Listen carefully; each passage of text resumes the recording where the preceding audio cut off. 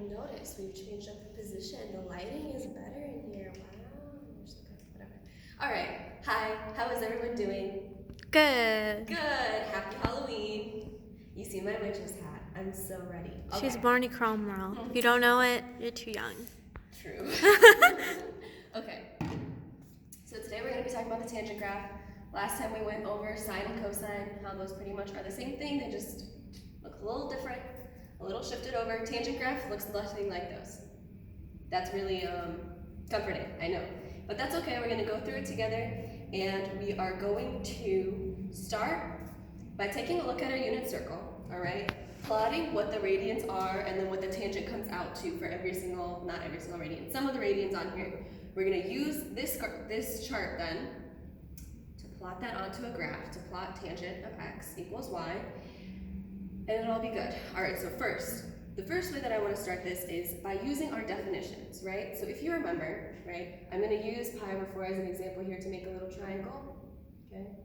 But if you remember how we defined our sine and cosine before in terms of x, y, and r in our unit circle, this is how we did it, right? So sine of theta, right, is opposite over hypotenuse, right? So if we're using this as our reference angle down here, okay, opposite over hypotenuse, right? So that's y over r.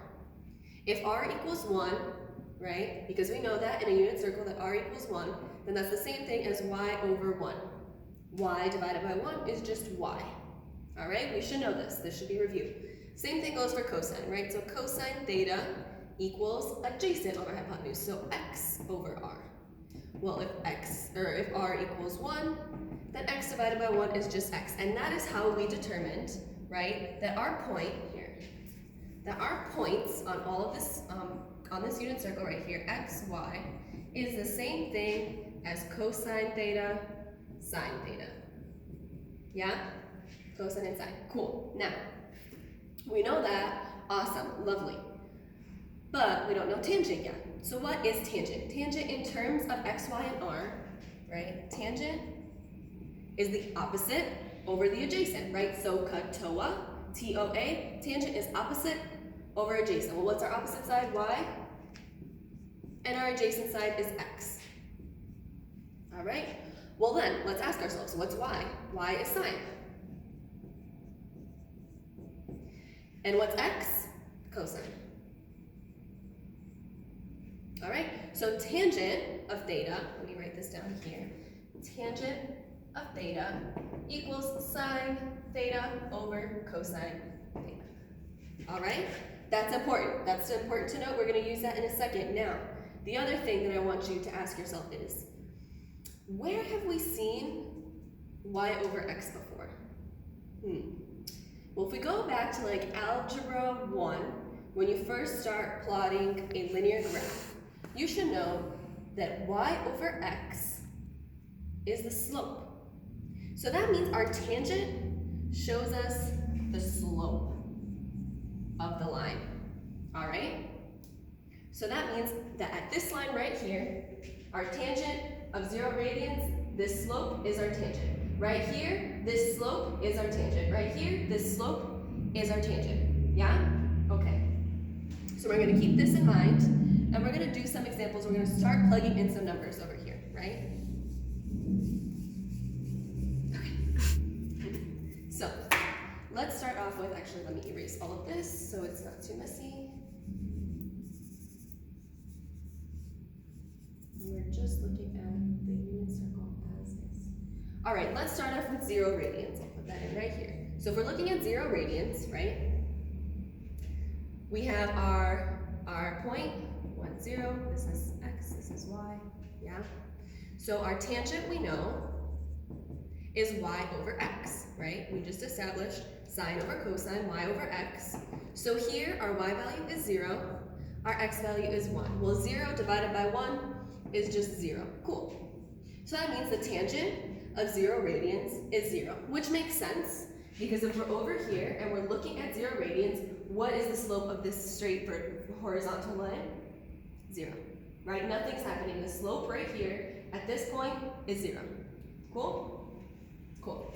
now let's keep going. Let's try this example of pi over 4 radians, which we know in degrees is 45 degrees, right? So now we're looking at this point right here, right? Root 2 over 2, comma, root 2 over 2. Cool. So we're going to take a look at pi over 4, right? Well, if tangent is y over x, we'll put in our y, which is root 2 over 2, divided by our x, which is also root 2 over 2. And hopefully you realize these cancel out and equal 1, right? So that means the tangent of pi over 4 radians is equal to 1, which again makes sense because when we're at pi over 4, right, or 45 degrees, the slope of this line right here is 1. Why is that? Because our x value and our y value are the same, yeah? Our x value and our y value are the same, so the slope right here should be 1, right? Rise over run. Well, if this rise is root 2 over 2, and our rise is root 2 over 2, our run is root 2 over 2, our slope is 1. Okay? Hopefully that feels familiar. Now, this is the kind of tricky part, but this is a very important part. So let's try, and we're going to open this angle up to pi over 2. So let's see what pi over 2 is, right? So at pi over 2, right up here, we're looking at the point, so for pi over 2, we're looking at the point 0, 1. Well, if tangent is y over x, our y is 1, our x is 0. Well, what's 1 divided by 0? It's not 0. Undefined. Huh? Undefined. Yes, exactly. It's undefined. And why is that? Because you cannot divide by 0. No matter what you do, you can't divide by 0. So that means that the tangent of pi over 2 radians is undefined. Ooh, how annoying. All right, we're going to stop going in the positive direction. Let's try the negative direction then. Okay? So now let's take a look at negative pi over 2. Negative pi over 2. Whoa, Miss Risvig, where did the negative come from? It's going to go this way. Negative pi, oh, not pi over 2. Corrected myself, pi over 4. Negative pi over 4, which is the same exact thing as 7 pi over 4, right? Those land on the same line. So we're going to ask ourselves, well, what's the slope right here? All right?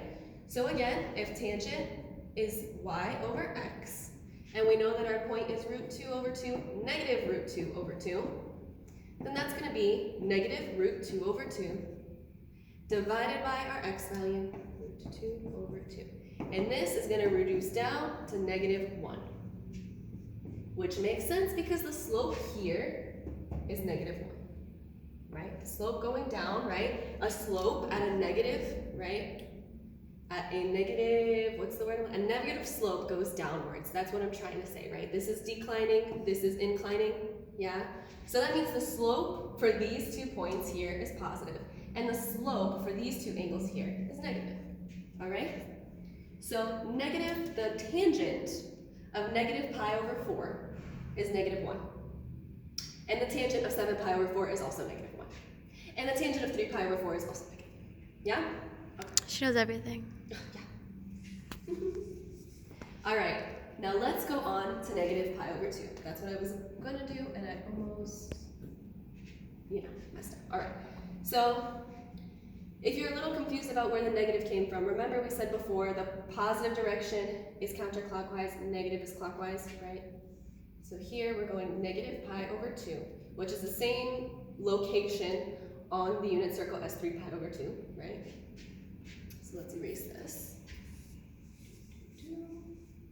So if our point now is 0, negative 1, right? Our y is negative 1, our x is 0, and oh, we're trying to divide by 0 again. Undefined, can't do it. Miss Men is shaking her head. She was like, can't do it. So this is also undefined, okay? So this right here is actually a period of the tangent graph. It doesn't look like it yet, but let's plot it on the graph and let's see what that looks like. So I'm going to erase all of this.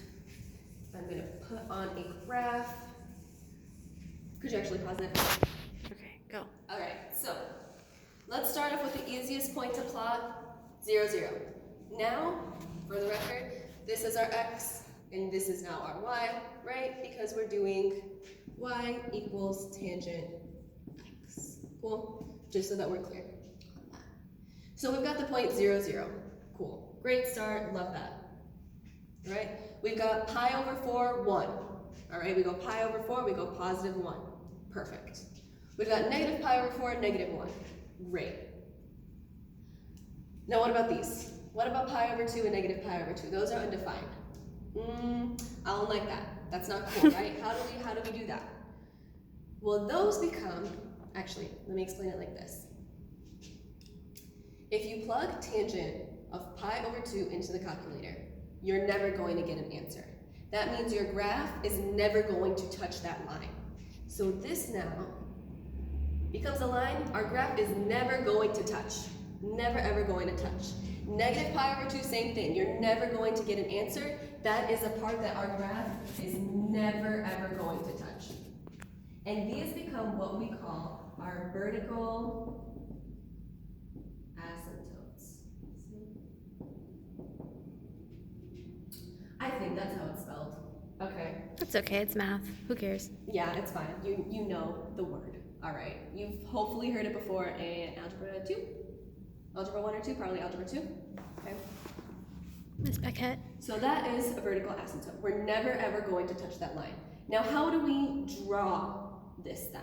Well, here, let's take a look back at the unit circle real quick, right?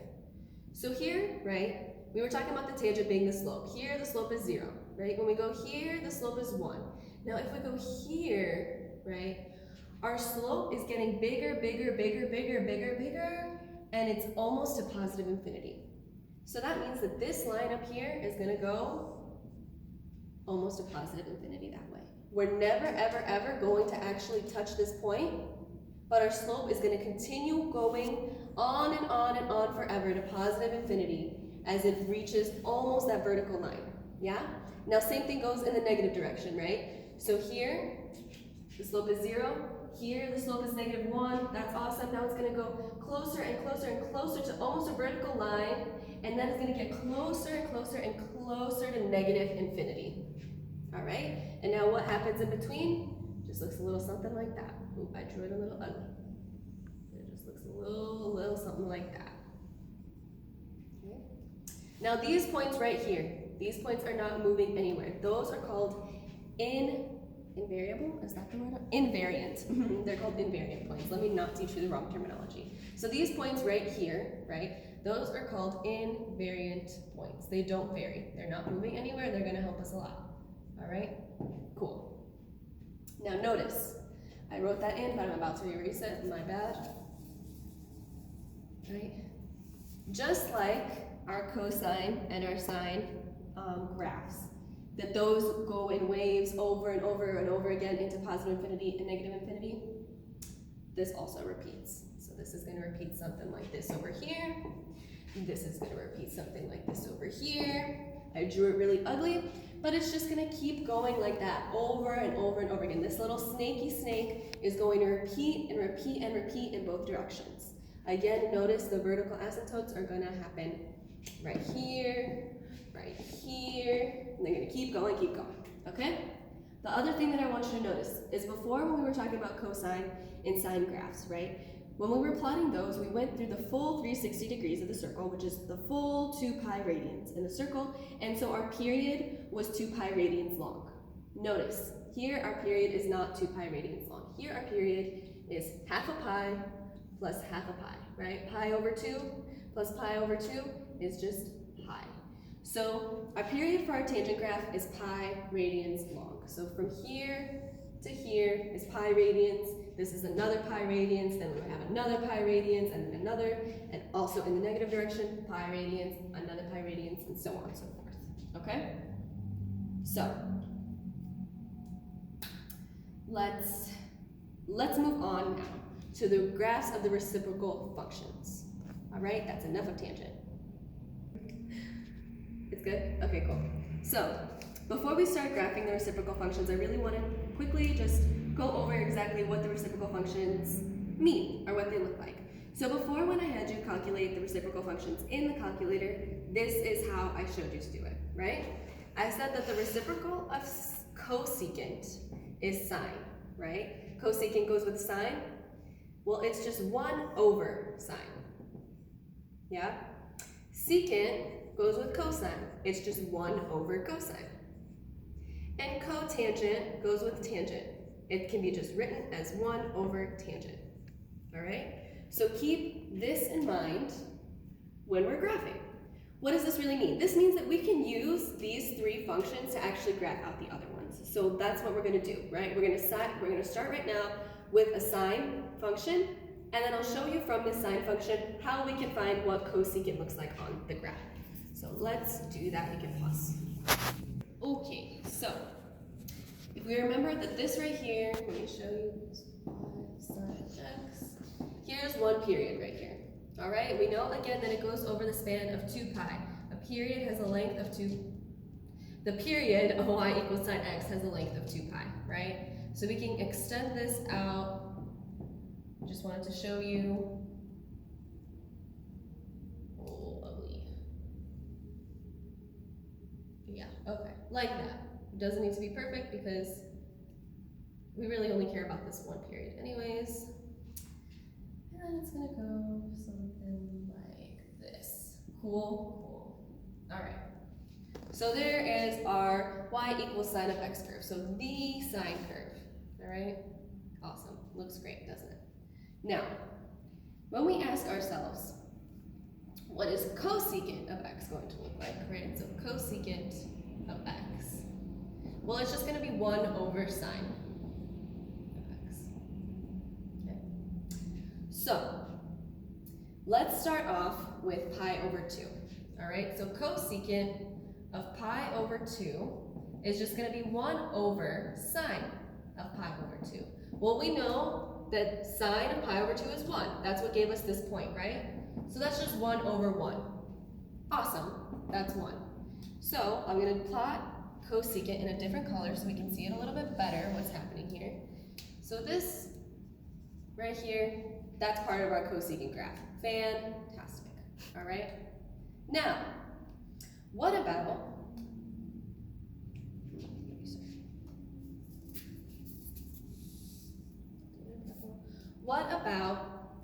cosecant of pi? Well, that's 1 over sine of pi. Well, what's sine of pi? Well, y equals 0, right? This right here, this is 0. We are at pi 0. This point right here is pi comma 0, right?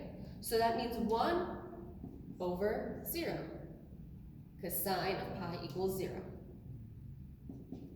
We can't divide by 0. This is now undefined. Undefined. Uh-oh, what does that mean?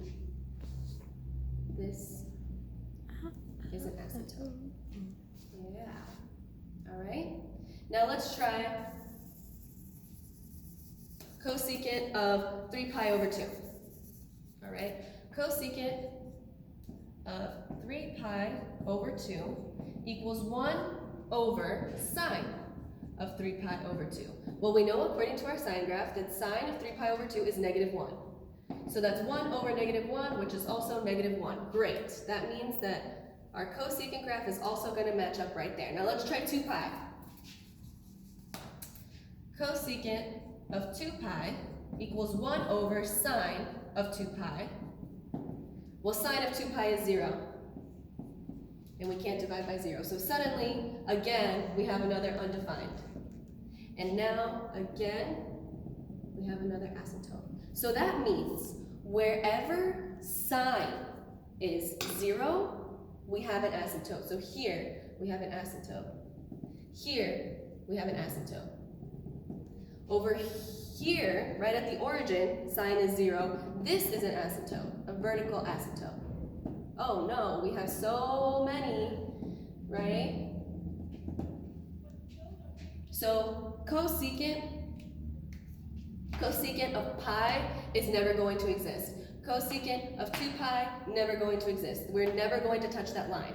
But we do match up in terms of these little peaks and valleys. These are our invariant points. Those do work. Cool, that's a good start. Now, we need to think about fractions real quick, all right? We need to think about numerators and denominators if we want to figure out what the rest of this graph looks like. Because right now, all we have are some points that work, and we have some asymptotes. We have no clue what the rest of the graph is supposed to look like. Okay, let me add this in over here. We know that this is going to match. Here's another, okay? This is what we need to be asking ourselves. How does a fraction really work, right? Well, here's the rule you need to keep in mind. As the denominator in a fraction increases, the entire fraction itself, The brightness. the entire fraction itself decreases. Again, as the denominator increases, the entire fraction decreases. Let me show you what I mean, all right? Let's say we have an example, just 1 over 2. We have a fraction, 1 over 2, half. That's 1/2. If you have a pizza, you got half of a pizza. Cool, you get what that, you can imagine what half of a pizza looks like in your head. Now, as we increase the denominator, so let's say we make our denominator 8, right? We've increased the denominator. Our entire fraction gets smaller. 1/8 of a pizza is like 1 slice compared to half of the pizza. So as this number in the bottom got bigger, this whole fraction got smaller. What does that mean here? That means that as sign increases, cosecant, the entire fraction, decreases. All right? As sign down here at the bottom gets bigger and bigger and bigger, this entire fraction that is cosecant gets smaller and smaller and smaller. What is that going to look like? I drew this vertical asymptote so bad in here, I'm sorry. But let me, all right, there. You can kind of see it, yeah?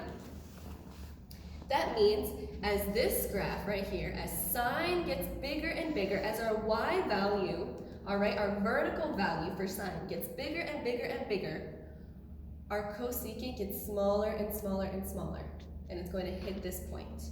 And as sine gets smaller, cosecant gets bigger. All right? Now, same thing goes down here, right? As sine gets smaller, cosecant gets bigger. And as sine gets bigger, cosecant gets smaller. Same thing right here. As sine gets bigger, cosecant gets smaller. As sine gets smaller, cosecant gets bigger. They work inversely, all right? As one gets bigger, the other gets smaller. As one increases, the other decreases. And that's always the case. So this graph for cosecant of sine is going to look like this. Take a look at all of the purple parts. This is what the graph of cosecant looks like. All of this purpleness right here. It's a monster. It's kind of a monster, but happy Halloween, am I right? It's a lot, all right? But up. But okay? So that is how you graph y equals cosecant of x. Cool? That's a lot, I know. The same thing is going to apply for secant and cosine. You're just going to shift the graph a little bit. That's all that's happening. So just draw it as you usually would. Move over the asymptotes where you need to, and it's going to look exactly like this. Just shift it. Okay? Cool. Now let's try cotangent, because that one definitely looks different from this. Pause. Go. All right. So very similar principle to what we just did before with cosecant and sine. All right, now we're looking at the tangent graph here. Cool. So we're just going to ask ourselves, right? Cotangent equals 1 over tangent. We know that it's going to be undefined wherever tangent is 0, right? Because you can't do 1 over 0. So wherever tangent is 0, that now becomes our new asymptote. So let me do it in red, because I got new markers and I might as well utilize the colors, yeah? So wherever tangent is 0, wherever the y value is 0, that's a new asymptote. So here we're at 0, 0, that's a new asymptote. All right? Over here, we're at pi 0. This is now a new asymptote. Okay? Over here, we're at negative pi 0. This is now an asymptote. Okay? And just like before, we're going to ask ourselves, pause. Okay, sorry. We're going to ask ourselves, where are our invariant points? Well, they're here, right? At -1 and 1. So here, let's do that really quick. So let's try cotangent of pi over 4, right? So here's one of the invariant points. I will put it in red for you. Here's one, here's another. Yeah, there's another over here. Remember the vertical asymptotes. There's another over here, and here, and here. Let me prove it to you, okay? So cotangent of pi over 4 equals 1 over the tangent of pi over 4. Well, the tangent of pi over 4 we know is 1. So 1 over 1 is 1. So we know we're going to be using that point in our cotangent graph. Perfect, cool. Now let's try over here, 3 pi over 4. So cotangent of 3 pi over 4 equals 1 divided by the tangent of 3 pi over 4. And we know that the tangent of 3 pi over 4 is -1, so 1 divided by -1 is just -1. Perfect, we're going to stay right where we are, okay? So notice now,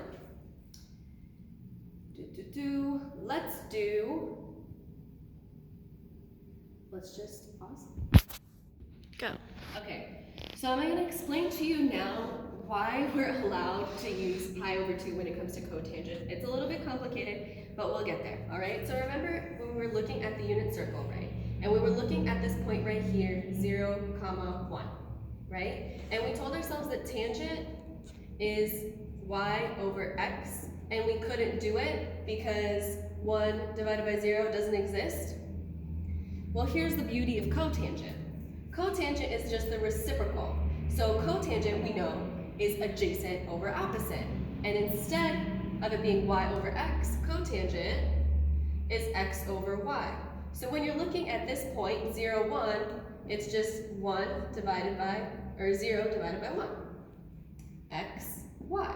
So before tangent of pi over 2, right, because this is pi over 2, tangent of pi over 2 was undefined because it was 1 over 0.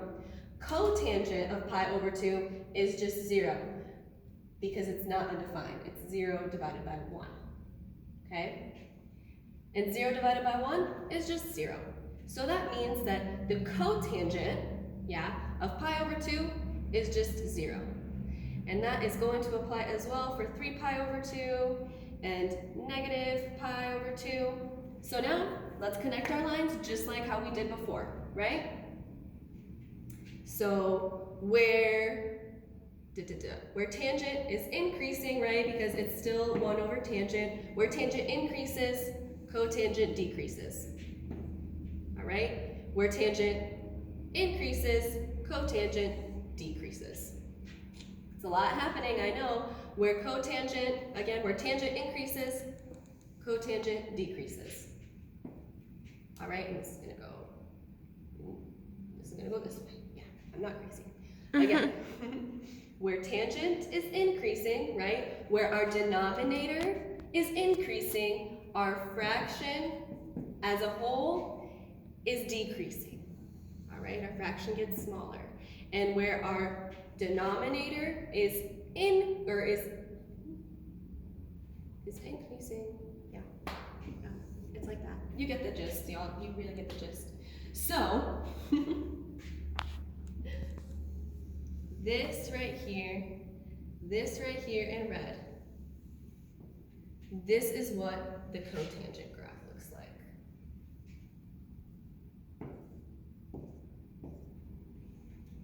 So that in red, it just looks like here. Spooky. It looks so spooky. So cotangent looks like this. Yeah, just like a snake. And then this one over here, look like that. And again, go on and on in both directions, repeating like this over and over and over. Again, notice the period of the period of cotangent is still pi. We're going from 0 to pi, okay? So the period for tangent and cotangent, p equals pi.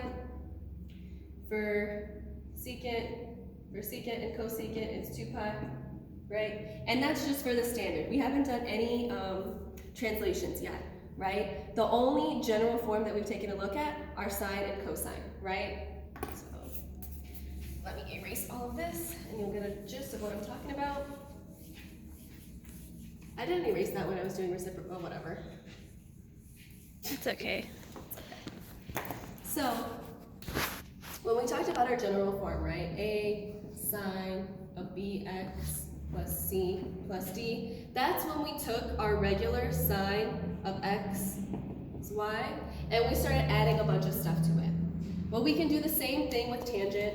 We can do the same thing with cosecant, with secant, and cotangent. We can add all of these letters, make this beautiful, nice-looking graph turn into this transformed beast of a graph. We can do that with all of them. So we'll talk about that on Monday together.